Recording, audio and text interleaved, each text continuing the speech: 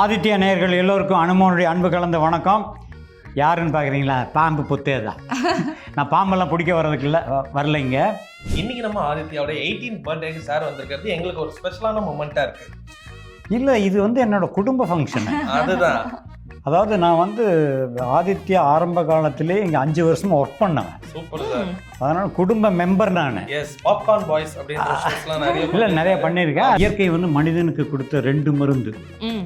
ஒன்று உணவு, இன்னொன்று சிரிப்பு. உணவு குடும்பத்தில் போட்டுருவாங்க, ஆனால் சிரிப்பை இந்த ஆதித்யா குடும்பம் தான் 18 வருஷமாக டெய்லி ஜனங்களுக்கு கொடுத்துட்டே இருக்குது. அது மருந்தாக இருக்குது. ஆக எல்லோருமே நல்லா இருக்கணும், நாடு நல்லா இருக்கணும், நம்மளும் நல்லா இருக்கணும்.